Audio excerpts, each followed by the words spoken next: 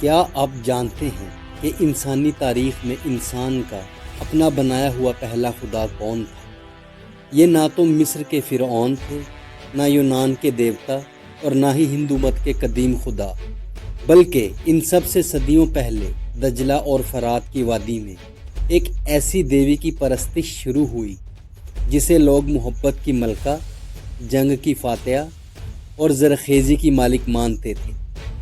یہ تھی دیوی اننّا۔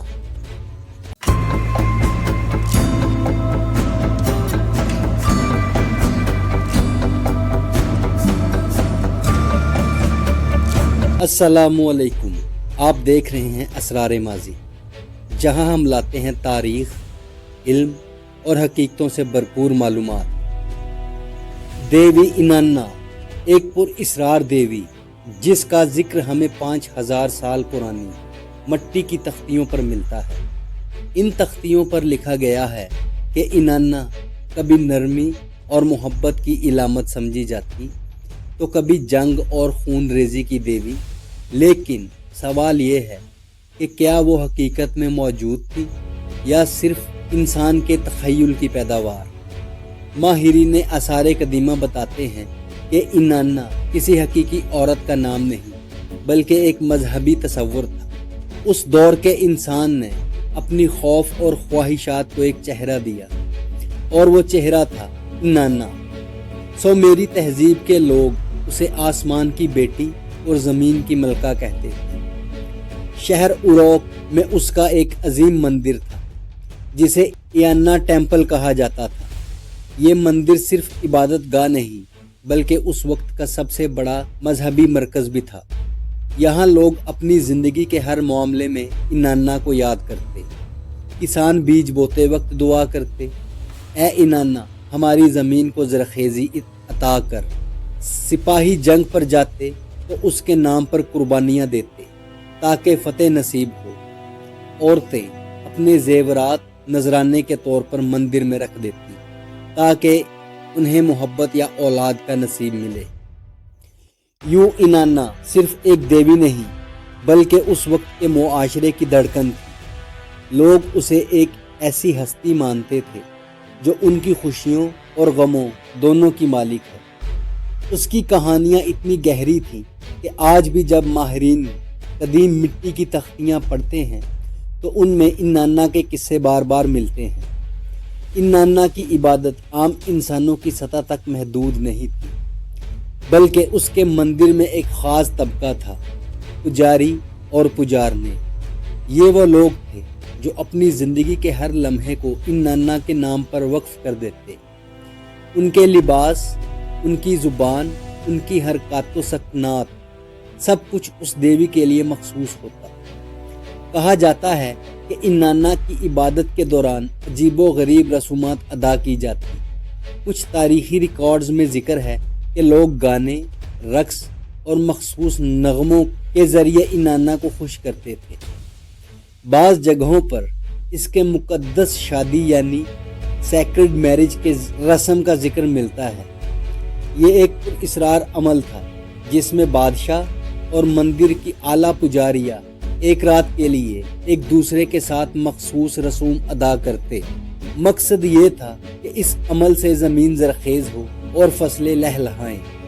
یہ رواج ہمیں صاف دکھاتا ہے کہ اننّا صرف مذہب نہیں تھی بلکہ اس دور کے معاشرے اور سیاست کی طاقت بھی تھی۔ بادشاہ اپنی حکمرانی کو جائز ثابت کرنے کے لیے اس کے نام سے جڑتے اور پجاریاں اپنی حیثیت کو مضبوط کرنے کے لیے اسے استعمال کرتی۔ مگر یہاں ایک دلچسپ پہلو سامنے آتا ہے، اننّا کی شخصیت میں تضاد۔ کبھی وہ محبت کی دیوی تھی، دلوں کو جوڑنے والی، اور کبھی جنگ کی بھڑکانے والی۔ میری رزمیہ نظموں میں اس کے قصے ملتے ہیں جہاں وہ اپنے عاشق دموزی کو چنتی ہے، لیکن اسی کے ساتھ ساتھ وہ جنگوں میں فوجوں کو فتح دلاتی ہے۔ قدیم نظموں میں یہ بھی ملتا ہے کہ اننّا کو اپنی طاقت پر غرور تھا۔ وہ دوسرے دیوتاؤں کو چیلنج کرتی، ان سے اختیار چھین لیتی۔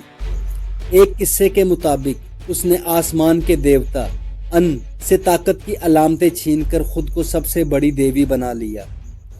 और यही वजह थी कि लोग उसे सिर्फ एक आम देवी नहीं बल्कि तमाम देवियों की मलका कहते थे। लेकिन क्या वाकई उसके ये वाकयात हकीकी थे या फिर ये सब इंसान के खौफ, ख्वाहिश और ताकत की सियासत को कहानियों में ढालने का नतीजा था?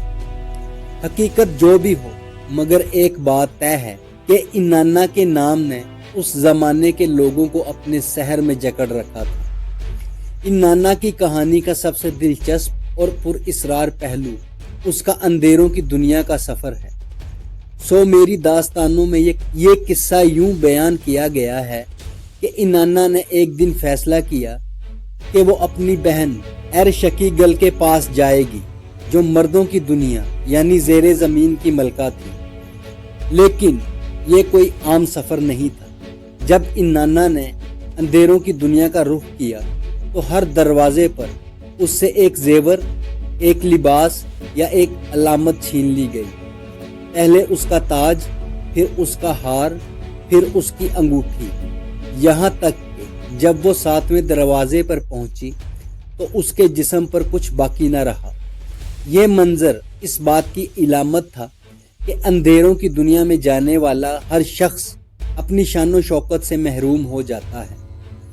कहानी के मुताबिक इनान्ना वहां कैद हो गई और 3 दिन तक मुर्दा पड़ी रही। जमीन पर अफरा तफरी फैल गई, खेत सूखने लगे, जिंदगी मांद पड़ गई, जैसे दुनिया का निजाम रुक गया हो। उस वक्त दूसरे देवताओं ने मुदाखलत की और ख़ास अमल के ज़रिए इनान्ना को दोबारा जिंदा करके ज़मीन पर वापस लाया। ये किस्सा बज़ाहिर एक देवी की दास्तान है, मगर हकीकत में ये उस दौर के लोगों की सोच की अक्कासी करता है।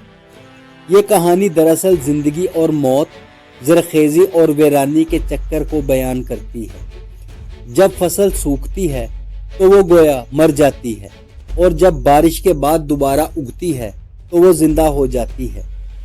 मेरी लोग इसी फितरी चक्कर को इनान्ना की मौत और वापसी की शक्ल समझते थे। यही नहीं, कुछ मुहक्किकीन कहते हैं कि ये दास्तान बाद की तहजीबों में भी दोहराई गई। मसलन यूनान की देवी पुरसफूनी की कहानी, जो अंधेरों की दुनिया में जाती है और फिर वापस आती है, बिल्कुल इनान्ना की कहानी से मुशाबहत रखती है। इससे अंदाज़ा होता है कि सुमेरी रिवायात सिर्फ अपने ज़माने तक महदूद नहीं रही, बल्कि आने वाली तहजीबों के मजहबी ख्यालात पर भी गहरा असर छोड़ गई।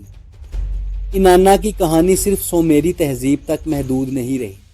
जब यह तहजीब ज़वाल पजीर हुई और अकादी व बाबली ताकतें उभरी तो इनान्ना की शख्सियत नए रूप में सामने आई। अकादी ज़ुबान में उसे इश्तर कहा जाने लगा। इश्तर और इनान्ना के किस्से तकरीबन एक जैसे थे, बस नाम बदल गया था। इश्तर को भी मोहब्बत, जंग और ज़रखेज़ी की देवी माना गया। बाबल के मशहूर शहर नैनवा और बेबीलोन में उसके बड़े बड़े मंदिर तामीर हुए। यहाँ तक कि बादशाह हम्मुराबी के कवानीन में भी इश्तर के असरात देखे जा सकते हैं। बादशाह अपनी ताकत और इंसाफ को उसकी मर्जी से जोड़ते ताकि लोग उन्हें खुदाई इजाज़त याफ्ता हुक्मरान समझें। यहाँ एक दिलचस्प बात यह है कि इश्तर का किरदार सिर्फ मजहबी नहीं था, बल्कि समाजी और सियासी भी था। उसके त्यौहार बड़े पैमाने पर मनाए जाते, गाने बजाने, रक्स और कुर्बानियों के जरिए अवाम को जोड़ा जाता। इन त्यौहारों का एक मकसद ये भी था कि अवाम बादशाह और देवी दोनों के ताबे रहे। इश्तर की प्रस्तिश का सिलसिला सिर्फ बाबिल तक नहीं रुका। जब यूनानी और रोमी तहजीबें उभरी तो वहाँ भी हमें उसकी झलक मिलती है। यूनान में देवी एफ्रोडाइट और रोम में देवी वीनस दरअसल उसी देवी का नया रूप थी, जिसे हजारों साल पहले सुमेरी लोग इनान्ना के नाम से पूजते थे।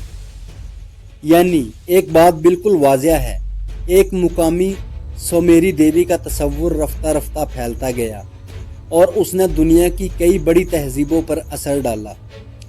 यही वजह है कि माहिरीन उसे सिर्फ एक देवी नहीं बल्कि इंसानी, मजहबी तारीख की सबसे पहली आलमी शख्सियत मानते हैं। لیکن سوال یہ ہے کہ آخر انانا کی کہانی اتنی طاقتور کیوں تھی؟ کیا وجہ تھی کہ لوگ ہزاروں سال تک اس کے تصور کو چھوڑ نہ سکے؟ انسانی تاریخ میں یہ بات بار بار دہرائی گئی ہے کہ کہانیاں حقیقت سے زیادہ دیر پا ہوتی ہیں۔ انانا بھی شاید ایک ایسی ہی کہانی تھی۔ ماہرین آثار قدیمہ اور محققین کی ایک بڑی تعداد کا ماننا ہے کہ انانا حقیقت میں کوئی زندہ شخصیت نہیں تھی، بلکہ اس دور کے انسانوں نے اپنی خواہشات، خوف اور ضرورتوں کو ایک دیوی کا روپ دے دیا۔ محبت، جنگ، زرخیزی اور طاقت، یہ سب انسانی زندگی کے بنیادی پہلو تھے، اور ان سب کو ایک ہی کردار میں سمو دیا گیا، انانا۔ لیکن کچھ دوسرے محققین کا نظریہ مختلف ہے۔ وہ کہتے ہیں کہ ممکن ہے انانا کا تصور کسی حقیقی عورت یا ملکہ سے جڑا ہو، جس کی شخصیت اتنی اثر انگیز تھی کہ لوگ رفتہ رفتہ اسے دیوی کے مقام تک لے گئے۔ بعد میں اس کی یاد کو قصوں اور علامتوں کے ذریعے امر کر دیا گیا۔ جو بھی حقیقت ہو، مگر ایک بات طے ہے، انانا کا اثر ختم نہیں ہوا۔ آج بھی جدید ادب، آرٹ اور حتیٰ کہ ویڈیو گیمز اور فلموں میں اس کے حوالے ملتے ہیں۔ بہت سے فنکار اسے ایک پہلی دیوی یا مدر گوڈیس کے طور پر پیش کرتے ہیں۔ کچھ تو یہ بھی مانتے ہیں کہ انانا انسان کے اس ازلی جستجو کی علامت ہے جس میں وہ طاقت، محبت اور بقا کو یکجا کرنا چاہتا ہے۔ سوچنے کی بات یہ ہے کہ 5000 سال پہلے ایک چھوٹی سی تہذیب کے لوگ جس ہستی کو پوجتے تھے، وہ آج بھی ہمارے ذہنوں کو اپنی طرف کھینچتی ہے۔ کیا یہ محض ایک اتفاق ہے، یا پھر یہ اس بات کا ثبوت ہے کہ انسان کی فطرت کبھی نہیں بدلی؟ آپ کے خیال میں انانا ایک حقیقی شخصیت تھی یا صرف انسانی تخیل کی پیداوار؟ اپنی رائے کومنٹس میں ضرور بتائیے، اور اگر آپ کو یہ ویڈیو پسند آئی ہو تو لائک اور سبسکرائب کرنا نہ بھولیں تاکہ آپ تک ہماری آنے والی ویڈیوز سب سے پہلے پہنچ سکیں۔ ملیں گے اگلی ویڈیو میں، تب تک کے لیے اللہ حافظ۔